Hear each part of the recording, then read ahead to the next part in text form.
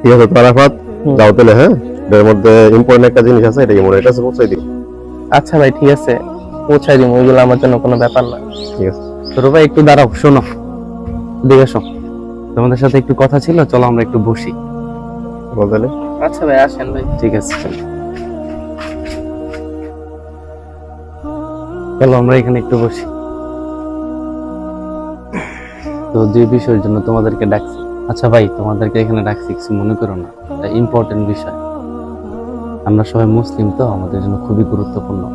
সোহেল ভাই যখন তোমাকে ব্যাগ দিয়ে বলতেছিল এটা পৌঁছাই দিও, তুমি যখন বলছো আচ্ছা ভাই ঠিক আছে, এটা কোনো বিষয় না।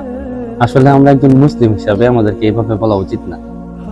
যখনই আমরা কোনো কাজ করব, যে ভবিষ্যতে করব, আগামীকাল করব বা পৌঁছে দিব, কোথায় যাচ্ছি, তখন আমাদের বলা উচিত ইনশাআল্লাহ। কারণ আল্লাহ তাআলা কোরআনে স্পষ্টভাবে বলছেন, তোমরা আগামীকাল করব এটা বলবা না ইনশাআল্লাহ ব্যতীত। তো ইনশাআল্লাহর অনেক গুরুত্ব। ইনশাআল্লাহ মানে হচ্ছে আমরা আল্লাহর উপর ভরসা করতেছি, আল্লাহ যদি চান তাহলে এই কাজটা সম্পূর্ণ হবে। যখন আমরা কোনো কাজের জন্য ইনশাআল্লাহ বলি, তখন আমি পরিপূর্ণভাবে আল্লাহর উপর ভরসা করতেছি। আল্লাহর ইচ্ছা ছাড়া এই কাজটা সম্ভব না, এটার উপর আমি রিলাই করতেছি। এটাতে আমার কাজে বরকত আসবে, এটা আমার ঈমানের পরিচয়, এটা রাসূলুল্লাহ সাল্লাল্লাহু আলাইহি ওয়াসাল্লামের সুন্নাহ।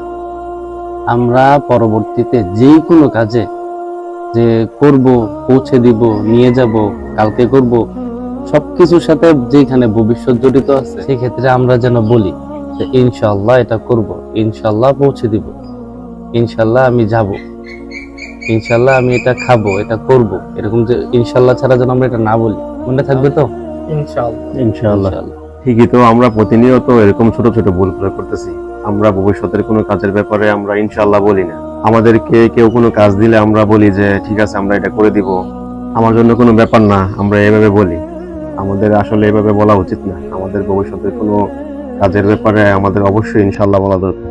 এখন থেকে ইনশাআল্লাহ সবসময় আমরা অগ্রিম কাজের ব্যাপারে ইনশাআল্লাহ বলবো। আল্লাহ যেন আমাদেরকে বুঝার এবং আমল করার তৌফিক দান করেন। আমিন।